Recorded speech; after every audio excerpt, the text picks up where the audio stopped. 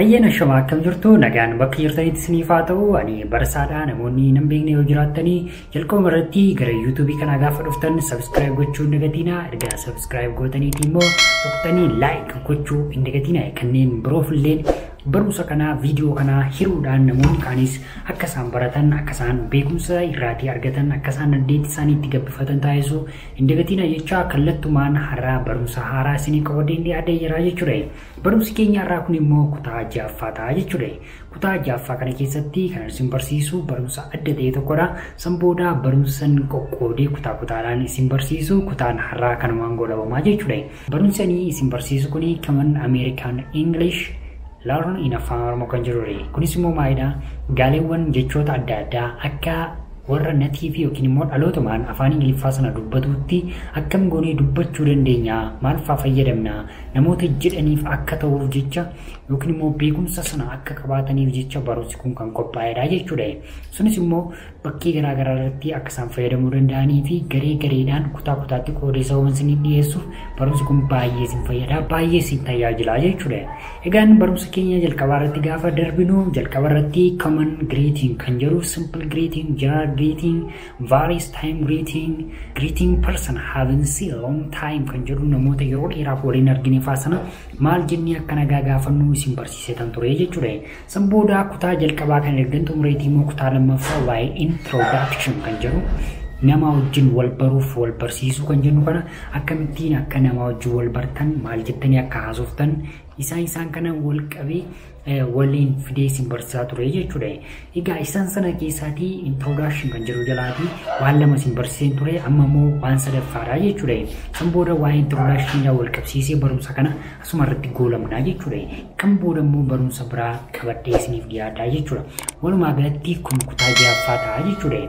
Egaan kan nuni ilaalu introducing someone to others kan jedhu ilaalee after introduced kan jedhu erga nama wajjin wal barree maal jennee akka haasofnu san booda immoo when you have just been introduced to someone yeroodhuma ammaan tanatti nama wajjiniin wal bartanii jettanii too maal jettaniifa jecha akkamiifaa fayyadamuu dandeenya jechoonni kun baay'een isaanii hiikni isaanii tokkodha. Haa ta'u malee garuu akkaataatti fayyadama isaaniitu inni kaayideedha inni kaalidileedha wantoota akkasii sababa ta'aniif hunduma isaa har'a wal faana barannaa jechuudha. Inni jalqabarra jiru kun maal jedha? Good to meet you kan jedhudha. Nama tokkootiin erga wal bartaniitii booda good to meet you jechuun dandeessu. Good to meet you jechuun afaan Oromootiin siin wal arguun gaariidha yookiin immoo siin wal baruun koo gaariidha jechuudha afaan Oromoo keessatti. Namoonni barumsuma kana immoo ilaaluu barbaadannaan barumsoota viidiyoo darbii keessatti itti himee jira. Weebsaayitii Beresa Learning USA.com kan jedhu jala galtanii naani guutummaa guutuutti afaan Oromoo wajjiniin barumsa kana argachuu dandeessuun isin jedha. Egaan viidiyoo masaan isin barsiisaa jiru kanallee osoo nafiini achi jalaatti argattu. Viidiyoon kun YouTube isaarraa irma keessa kan jiru jala isaatti immoo Oromiffaatiin barreessee isiniif qindeessee jira sobateef jechuudha. Egaan lammaffaa irratti immoo maal jechuu dandeenya yeroo nama wajjin wal baree jennu callisnee good to meet you qofa fayyadamnu immoo yoo jettanii inni kan biraan jira nice to meet you jennaan isa kana.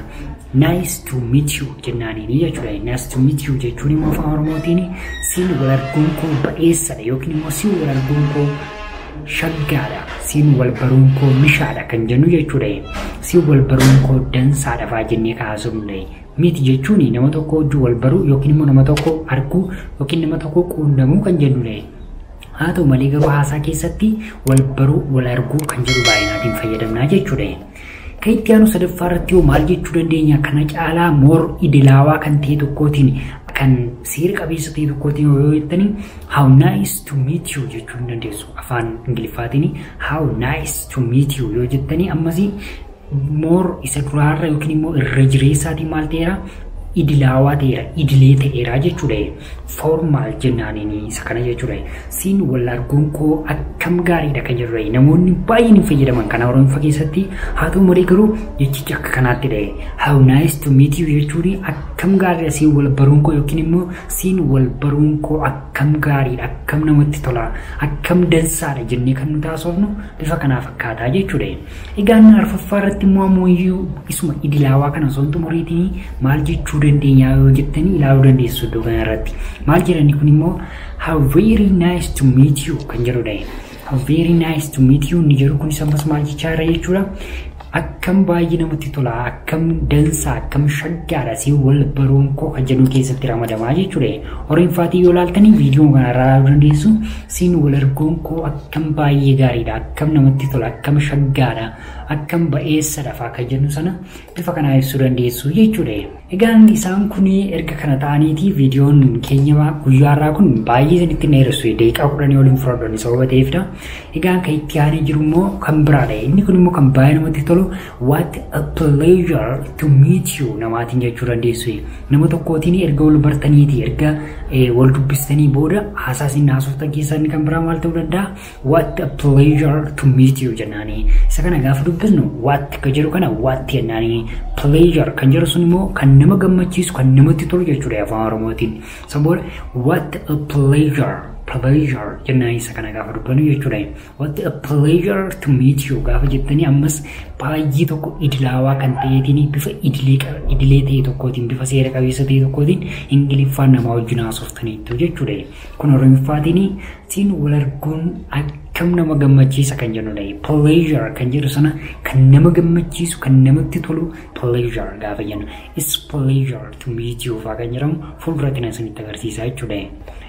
Egaan kanatti aansee jiru immoo kunoo it's a pleasure to have finally met you kan jedhudha. Asirratti gaafa geesse jettanii it's a pleasure to have finally met you kan jedhu kunis immoo afaan Oromootiin maal jechuudha yoo jettanii dhumarratti siin wal baruu koo baay'ee na gammachiisa kan jennudha. Inni kun maa irraan kan ka'edha?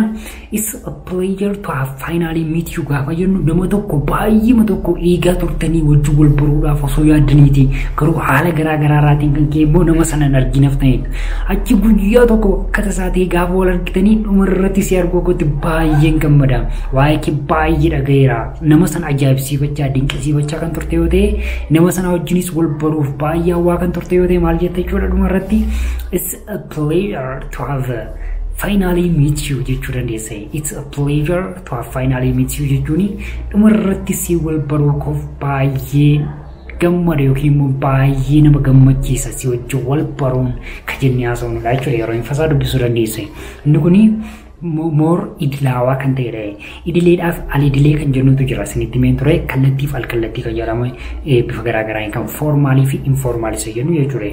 Haa ta'u malee garuu as keessatti it's a pleasure to have finally met you gaafa jettan more bakka kabaja kan qabu akkasumas immoo formaalii kan jennu idilaawaa akka idileettillee kan itti fayyadamnudha jechuudha. Sababa saniif Ingiliffa keessan baay'ee tokkoffaadha jechuudha kan namatti toludha. Namni baay'een iyyuu fayyadamu jecha kana sababa ta'eef. Oromiffaatiin immoo dhumarratti wal baruu koo baay'ee nama gammachiisa yookiin immoo baay'ee na gammachiisa kan jedhu namoonni keenya baay'een fayyadaman. Garuu jechuun akkasii akka jiran beekuu qabdu. Akka carraa ta'e nama wajjin wal argitanii akka kanaa ta'inna kan baay'ee namatti toludha jechuudha. I am pleased to make your acquaintance. I'm pleased to make your acquaintance jechuun kun immoo acquaintance kan jennu suni namuma hiriyaa wayii amma bartan garuu baay'ee waa'ee nama sanaa kan hin beekne jechuudha. Namuma amma reefu baraa jirtan sana keessummaama garuu nama sana baay'een beektan keessaa jechuudha. Acquaintance gaafa jennu afaan Ingiliffaatiin. Kun iddoo kanatti ilaaluu dandeessu. Acquaintance kan jedhu kuni afaan Oromoo keessatti jechuun jechuudha. Acquaintance seeroo iddoo kanaati. Isheen kun jechuudha. Acquaintance jennaaniin kana. Isheen kun hiikkaan ishee magara gadi kan jirtudha. Kun isheen kun hiikkaa isheedha.